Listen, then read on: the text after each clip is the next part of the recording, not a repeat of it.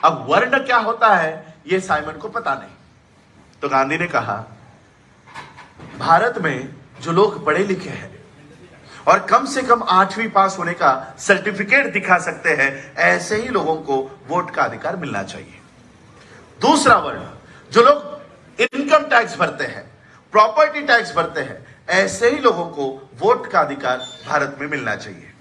और तीसरा वर्ण, जो लोग राजा है, महाराजा है, संस्थानिक है, ऐसे ही लोगों को वोट का अधिकार मिलना चाहिए, बाकी किसी को वोट का अधिकार नहीं देना। साइमन ने कहा, ठीक है, हम इन्हीं को वोट का अधिकार देंगे। यह बात बाबा साहब को पता चली कि गांधी ने इस तरह की डिमांड साइमन के सामने की है, और अगर साइमन गांधी की इन बातों को कबूल करता है तो हमें वोट का अधिकार नहीं मिलेगा। कैसे नहीं मिलेगा?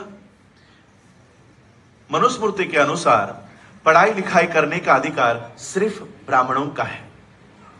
अगर पढ़ाई लिखाई करने का अधिकार सिर्फ ब्राह्मणों का है तो 8वीं पास होने का सर्टिफिकेट हमारे पास होगा? नहीं होगा।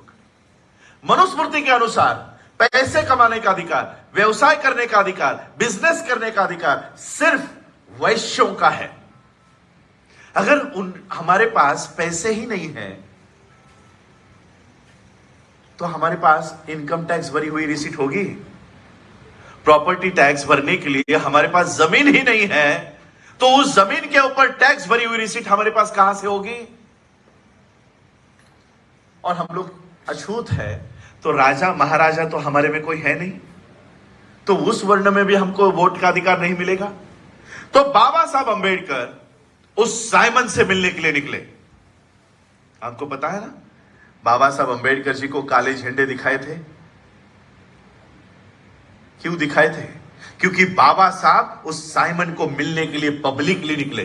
गांधी छुप के गया, बाबा साहब डंके की चोट पर गए। काले झंडे दिखाते हो, दिखाओ।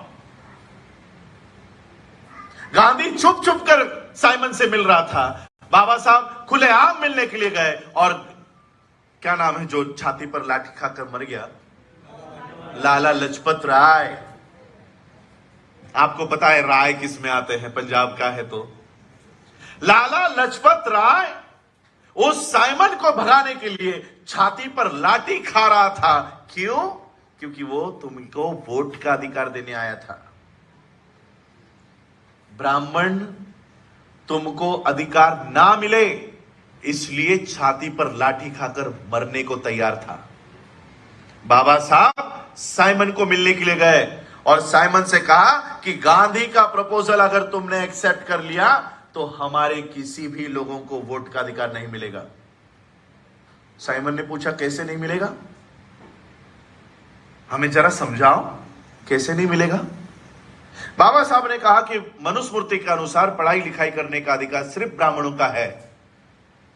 हमारे लोगों को पढ़ाई लिखाई करने की अनुमति नहीं है, और अगर पढ़ाई लिखाई करने की अनुमति ही नहीं है तो 8वीं पास करने का सर्टिफिकेट हमारे लोग कहां से लाएंगे? मनुस्मृति के अनुसार पैसे कमाने का अधिकार हमारा नहीं है, नौकरी करने का अधिकार हमारा नहीं है। अगर हमारे पास पैसे ही नहीं है तो इनकम टैक्स कहां से भरेंगे? अगर हमारे पास जमीन ही नहीं है तो प्रॉपर्टी टैक्स की रिसीट कहां से लाएंगे? ये सारे दस्तावेज, ये सारे डॉक्यूमेंट हमें तुमको बताने के लिए हमारे पास नहीं है। हमारे पास नहीं है। साइमन ने बाबा साहब से पूछा, फिर आपके लोगों को अगर वोट का अधिकार मुझे देना है तो मुझे क्या करना होगा?